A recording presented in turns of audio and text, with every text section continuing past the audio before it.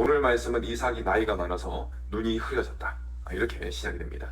여기서 눈이 흐려졌다는 것은, 어두워졌다는 것은 육신의 눈이 어두워졌다는 것을 먼저 그런 뜻을 가지고 있겠지만 영적인 분별력이 흐려졌다라는 의미도 함께 가지고 있습니다. 이삭은 에서를 불러다가 축복을 내리기 위한 조건을 말했습니다. 그런데 여러분, 여기서 축복을 내리기 위한 조건을 걸었다는 것 자체가 좀 이상합니다. 원래는 자연스럽게 이 적임자에게 축복을 하는 것입니다. 그런데 이 축복을 내리기 위한 조건을 걸었다는 것입니다. 그런데 이 조건이 무엇이었습니까? 별미, 맛있는 음식을 주면은, 그것을 만들어 오면은 내가 축복하겠다라고 한 것입니다. 이미 이삭은 에서가 어떤 인물인지 잘 알고 있었을 것입니다. 그러니까 하나님을 경외하는 것이 전혀 없고 자신의 감정이 이끌리는 대로 그렇게 살아가는 아들이 에서라는 것을 잘 알고 있었을 것입니다. 그러니까 이 복을 받는 적임자가 에서가 아니다 라는 것을 이전에는 알고 있었을 것입니다. 그런데 이 이삭은 지금 누구에게 복을 내리려고 하고 있습니까? 에서에게 복을 내리려고 하고 있는 것입니다. 이것은 저의 추측인데, 리브가가 하나님께 기도를 드렸지 않습니까? 이 태중에 쌍둥이가 막 싸우니까 하나님께 기도를 드렸습니다. 하나님 분명한 대답을 주셨죠. 그러니까 큰 자가 작은 자를 섬기리라 라는 분명한 대답을 주셨습니다. 이것을 리브가가 남편 되는 이삭에게 말을 하지 않았을까? 그리고 이삭도 기도하는 사람이었기 때문에 그런 하나님의 뜻을 알고 있지 않았을까? 저는 그렇게 생각되어집니다. 그런데 영적인 분별력이 흐려졌던 이삭은 에서가 복을 받기에 합당하지 못하다는 사실을 지금 알지 못하고 있는 것 같습니다. 그리고 또 말씀을 드렸지만 축복을 하기 위한 조건으로 맛있는 음식을 내세웠다는 것 자체가 또 그의 영적인 분별력이 흐려졌음을 보여주는 증거다, 이렇게 보여집니다. 자, 그렇다면 이삭의 영적인 분별력이 흐려졌습니다. 그렇다면 리브가라고 다르겠습니까? 오늘 말씀을 보시면 그녀 역시 다르지 않다는 것을 우리가 발견할 수 있습니다. 리브가는 이삭과는 달리 하나님께서 야곱에게 복을 주시기로 하셨다는 것을 잘 알고 있었습니다. 그런데 그녀가 사용했던 방법이 문제입니다.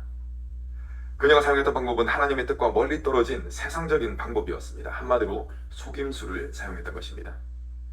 그녀가 자신의 남편인 이삭을 설득하는 방법을 쓸 수도 있었을 것입니다. 물론 자세한 내막은 모르겠습니다. 이삭이 온유한 사람이라는, 성경이 이제 온유한 사람이라는 증언을 했지만 그가 이제 나이가 듦에 따라서 좀 성격이 바뀌었을 수도 있겠죠. 아무튼 소통이 잘 안 되었는지 무엇인지는 모르겠지만 그녀가 남편을 설득시키는 그런 모습은 보이지 않습니다. 그냥 속임수를 쓰기로 작정을 했습니다. 여러분, 속임수는 어떤 것입니까? 하나님께서 싫어하시는 것입니다. 하나님께서 가증히 여기시는 것이 바로 남을 속이는 일입니다. 리브가가 하나님이 원하시는 바가 무엇인지 지금 알지 못하는 것을 보면 그녀 역시 영적인 분별력이 흐려져 있다라는 것을 우리는 알 수가 있는 것입니다.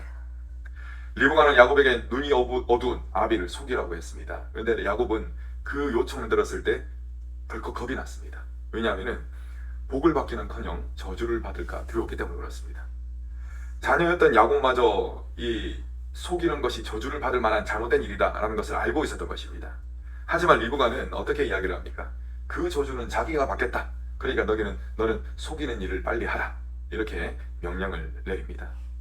결국 속임수에 완전히 넘어간 이삭은 야곱을 축복하게 되고, 그리고 사냥을 한 뒤에 돌아왔던 에서는 뒤늦게 돌아와서 별미를 만들고 복을 받기 위해 찾아갔지만 허탕을 치게 됩니다.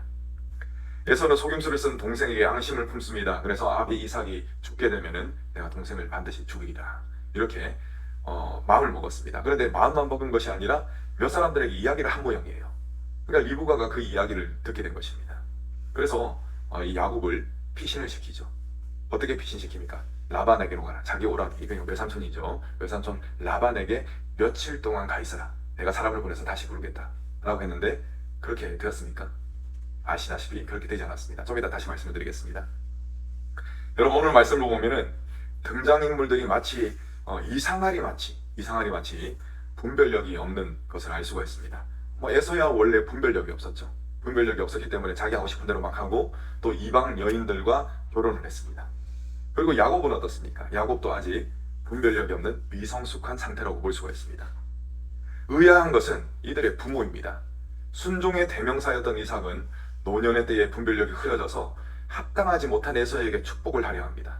또 축복의 조건으로 맛있는 음식에 이상하게 집착을 하게 됩니다. 자, 그의 아내 리브가는 속임수를 쓰는 것이 하나님의 방법이라는 것을 전혀 모르는 사람처럼 행동을 하고 있는 것입니다. 그래서 야곱이 아버지 이삭을 속이도록 만든 것이죠. 여러분, 분별력이 없으면 결국 사람의 방법을 쓰게 되어 있습니다.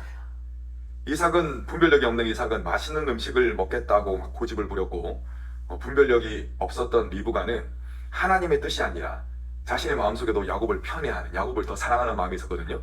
이 편애하는 마음을 가지고 야곱이 속임수를 사용하도록 야곱을 조종했습니다.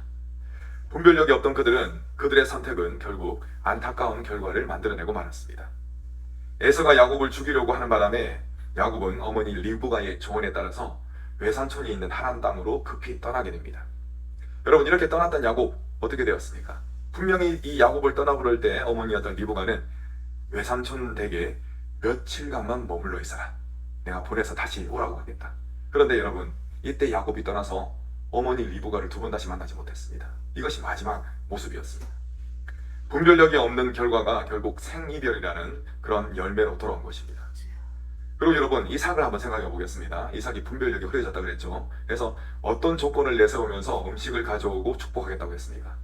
내가 얼마 못 살겠다, 내가 얼마 못 살 것 같으니까 너희들이 아니라 에서에게 축복을 내리겠다, 이렇게 했지 않습니까? 그런데 여러분, 말씀을 읽어보면은 이 이삭이 정말 오래 삽니다. 수십 년을 더 삽니다. 오히려 아내였던 리브가가 먼저 죽습니다. 그래서 이 이삭은 180년을 향유하다가 소천을 하게 됩니다. 그래서 이 야곱이 떠났죠, 외삼촌 집으로. 그래서 돌아오는 길에 하나님하고 막 씨름하고 그런 일이 있지 않습니까? 그래서 야곱이 이스라엘로 이름이 바뀝니다. 그래서 야곱이 이스라엘이 된 후에도 이삭은 살아 있습니다. 그리고 나서 이 두 사람, 에서와 이삭이 아버지 이삭을 장례를 하게 되는 것이죠. 여러분, 이게 대체 무엇입니까? 분별력이 없는 결과로 맞이하게 된 아주 비극적인 결말인 것입니다. 여러분, 급할수록 돌아가라는 말이 있습니다. 분별력 없던 이삭은 자신의 욕심을 채우기 위해 축복하는 것을 서둘렀습니다. 그래서 일을 거르쳤습니다. 그리고 분별력이 없던 리브가 역시 속임수를 쓰는 일을 서두르고 말았습니다. 그런데 이와 같은 인간들의 그야말로 경거망동 대잔치죠. 이러한 대잔치 속에서 하나님은 하나님의 일을 이루어 나가셨습니다. 여러분, 인간이 어떻게 해도 하나님은 하나님의 일을 이루어 나가실 것입니다. 기왕 하나님의 계획이 이루어질 그거 하나님께서 기뻐하시는 방법으로 이루어져야 하지 않겠습니까? 하나님이 무엇을 기뻐하시고 무엇을 또 가증히 여기시는지를 가려내는 힘이 바로 분별력입니다. 이러한 분별력이 저와 여러분들에게 있기를 간절히 소원합니다. 또 이 분별력을 가지고 하나님을 기쁘시게 해드리는 저와 여러분들의 삶이 되기를 간절히 축원합니다. 아멘.